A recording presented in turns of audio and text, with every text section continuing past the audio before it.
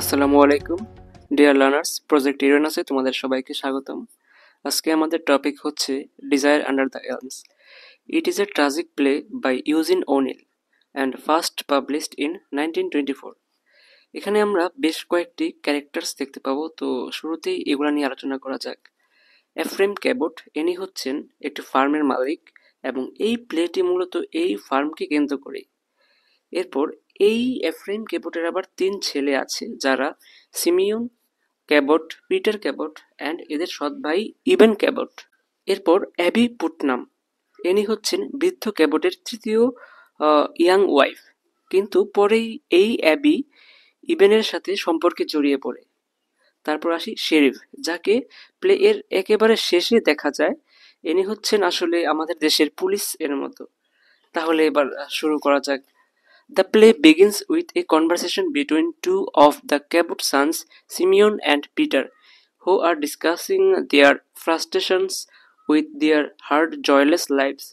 এই প্লেটি শুরুই হয় ক্যাবট এর দুই সন্তান সিমিয়ন এবং পিটার এর কনভারসেশনের মধ্য দিয়ে, যেখানে তারা তাদের হার্ড জয়লেস জীবনের হতাশা নিয়ে আলোচনা করতে থাকে। They dream of living the farm to join the California gold rush, hoping to escape their father's oppressive rule and make their fortune. তারা তাদের বাবার ফার্মটি ত্যাগ করার স্বপ্ন দেখে এবং ক্যালিফোর্নিয়া যাওয়ার স্বপ্ন দেখে, যেখানে তারা তাদের বাবার অপ্রেসিভ রুল থেকে পালাতে সক্ষম হবে এবং নিজেদের ভাগ্য পরিবর্তন করতে পারবে।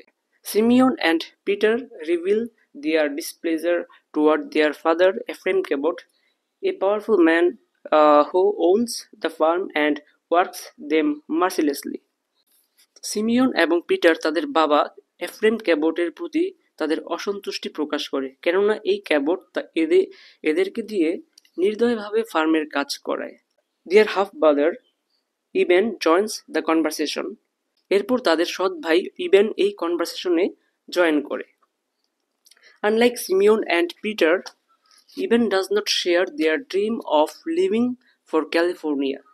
তবে ইবেন সিমিয়ন এবং পিটারের মতো না, সে ক্যালিফোর্নিয়া যেতে চায় না। Instead, Eben is determined to stay and claim the farm, believing it is rightfully his because it originally belong to Mo, Eben's mother.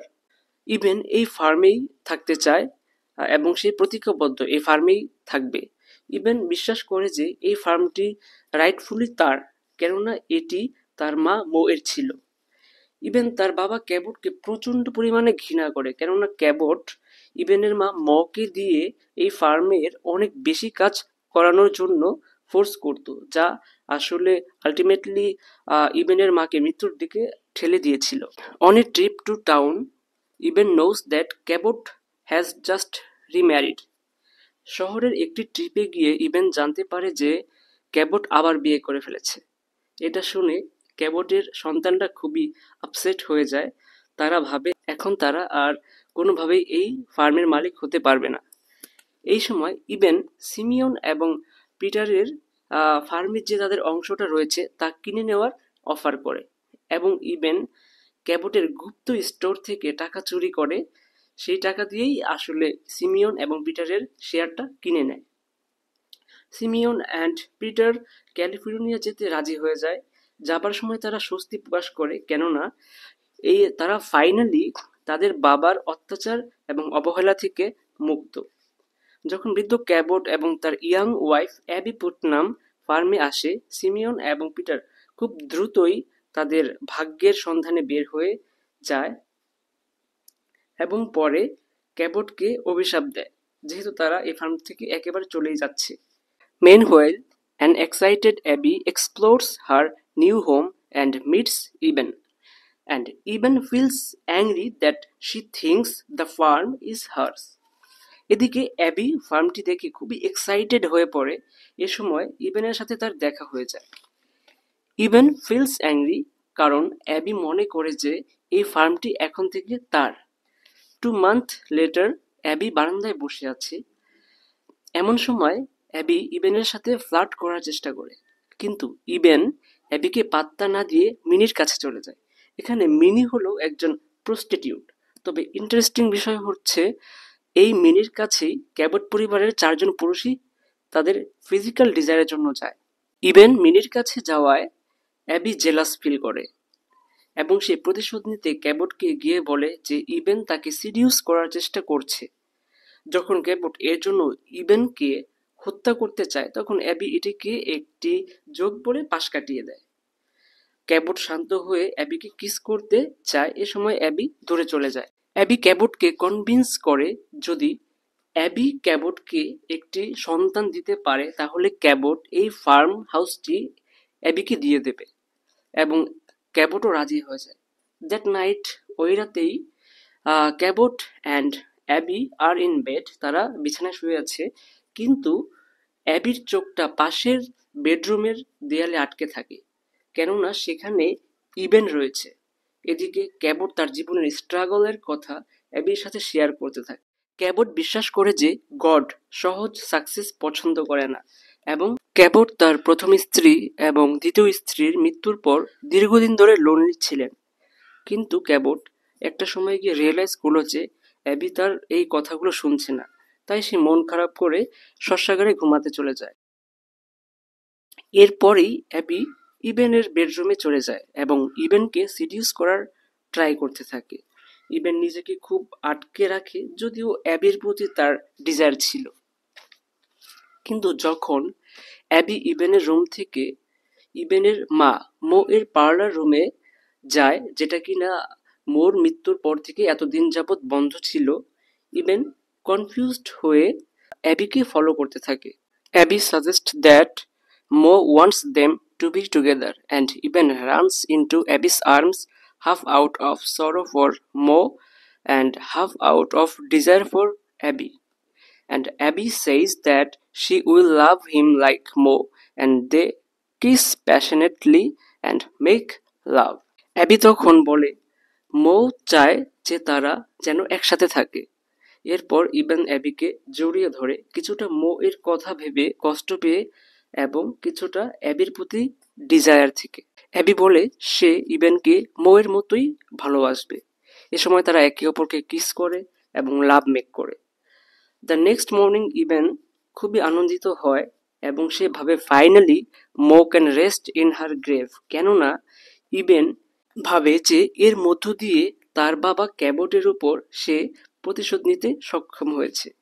1 year letter, 1 বছর পর অ্যাবি সন্তানের মা হয়ে যায় এবং এই ফার্ম হাউসে এটি উপলক্ষে একটি পার্টির অ্যারেঞ্জ করা হয়। ফার্ম হাউসের নিচতলায় ক্যাবট যখন ড্রাঙ্কেনলি পার্টি করছিল, উপরের তলায় ইবেন তখন বাচ্চাটির সাথে। অ্যাবিকে একটু ফ্যাকাশে মনে হচ্ছিল এবং সে ইবেনকে খুঁজতে ছিল সব জায়গায়। এদিকে পার্টিতে আসা সকলেই ক্যাবটের পেছনে ক্যাবটকে নিয়ে মজা করছিল, কেননা সবাই ক্লিয়ারলি নোটিস করছিল যে বাচ্চাটি আসলে ইবেনের, ক্যাবটের না। অন্যদিকে উপরের তলায় ইবেন এবং অ্যাবি বাচ্চার দিকে ভালোবাসার দৃষ্টিতে তাকিয়ে থাকে। ওই রাতের পর ইবেন ক্যাবটকে বাইরে দেখতে পায়।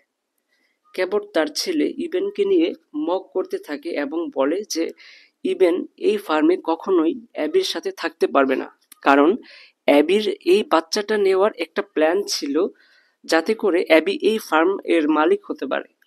এটা শুনে ইবেন কিন্তু খুবই শকড এবং অ্যাংরি হয়ে যায়। ইবেন অ্যাবিকে অভিশাপ দিতে থাকে, কেননা শুধু বাচ্চার জন্যই অ্যাবি ইবেনকে ব্যবহার করেছিল। এদিকে অ্যাবি ইবেনের প্রতি তার লয়ালিটি প্রমাণ করার জন্য মরিয়া হয়ে পড়ে, but Eben does not believe her anymore. Eben আর অ্যাবিকে বিশ্বাস করতে চায় না। ইবেন বলে যে অ্যাবি কি সব কিছু আগের মতো ঠিক করে দিতে পারবে। তার কথায় এটা স্পষ্ট হয়ে পড়ে যে ইবেন কি আসলে চাচ্ছিল যে বাচ্চাটার মৃত্যু হোক, বাচ্চাটা বা নাই থাকুক। যাই হোক, ইবেন পরের দিন সকালে ফার্ম ছেড়ে ক্যালিফোর্নিয়া যাওয়ার প্ল্যান করে ফেলে জাস্ট বিফোর মর্নিং। কিন্তু সকাল হওয়ার একটু আগে অ্যাবি নিচতলায় ইবেনকে গিয়ে বলে যে সে তাকে হত্যা করেছে। ইবেন তো খুবই রোমাঞ্চিত হয়ে পড়ে, কারণ সে ভাবে অ্যাবি হয়তো বা ক্যাবটকে হত্যা করেছে, বাট অ্যাবি এক্সপ্লেইন করে যে সে আসলে তাদের বাচ্চাকে হত্যা করেছে, টু প্রুভ ইভেন দ্যাট সে আসলে ফার্মটি চুরি করতে চায়নি।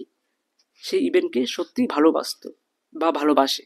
ইবেন is horrified and he immediately goes to tell the sheriff, leaving Abby in tears, helplessly begging Eben to love her again. ইবেন আতঙ্কিত হয়ে এই ঘটনা শেরিফকে বলতে চলে যায়। এবিকে কান্নারত অবস্থায় রেখেই চলে যায়। এদিকে ক্যাবট ওয়েকস আপ অ্যান্ড অ্যাবিকে ফ্যাকাশে এবং সিক অবস্থায় পায়। এ সময় অ্যাবি স্বীকার করে যে সে বাচ্চাটিকে হত্যা করে ফেলেছে। শকড ক্যাবট অ্যাবিকে জড়িয়ে ধরে, বাট অ্যাবি ক্যাবটকে দূরে ঠেলে দেয় এবং ক্যাবটের মুখে থুতু দেয় এবং বলে যে এই বাচ্চাটি ইবেনের, ক্যাবটের নয়। এটা শুনে তো ক্যাবট আরো শকড হয়ে পড়ে। এবার সাডেনলি ইবেন কান্না করতে করতে ফার্মে আবার চলে আসে, কেননা শেরিফকে মার্ডারের কথা বলার পর ইবেন রিয়েলাইজ করে ফেলেছে সে আসলে সত্যি অ্যাবিকে ভালোবাসে। তারা একে অপরকে এবার জড়িয়ে ধরে। এতে বিরক্ত হয়ে ক্যাবট বললে তাদের দুজনকেই ফাঁসিতে ঝুলানো উচিত। ক্যাবট কুইকলি ডিসাইড করে ফেলে যে ফার্মটি ছেড়ে সে ক্যালিফোর্নিয়া চলে যাবে। বাট যখন সে একটি ফ্লোর বোর্ড ওপেন করে তার লাইফ সেভিং পাওয়ার জন্য, সে আবারও শকড হয়ে পড়ে যে সেখানে সে কোনো টাকাই পায় না। ইভেন এ সময় স্বীকার করে যে এই টাকাটি সে নিয়েছিল সিমিয়ন এবং পিটারের কাছ থেকে তাদের শেয়ার, ফার্মের শেয়ারটা কেনার জন্য। ক্যাবট আবার লোনলি হয়ে যায় এবং সে সিদ্ধান্ত নেয় যে মৃত্যুর আগ পর্যন্ত সে এই ফার্মেই থাকবে, ভাবে যে এটা হয়তো গডস উইল। এদিকে শেরিফ অ্যাবিকে অ্যারেস্ট করার জন্য চলে আসে। এ সময় ইভেনও নিজেকে এগিয়ে দেয় যে বলে সেও দোষী, যদিও অ্যাবি এ সময় চিৎকার করে বলছিল যে সে মার্ডার একাই করেছে। এ সময় ক্যাবট তাদের দুজনকেই নিয়ে যাওয়ার জন্য বলে। The sheriff looks around the farm saying, sheriff এই ফার্মের চারদিকে দেখে এবং বলে এটা আসলে একটা সুন্দর জায়গা। শেরিফ উইশ করে যে যদি সে এই ফার্মের মালিক হতো। এভাবেই আসলে এই প্লেটির সমাপ্তি ঘটে যায়। একটু বড় হয়েছে হয়তো বা, তারপরেও আশা করছি যে আপনারা সবাই বুঝতে পেরেছেন। থ্যাংক ইউ সবাইকে।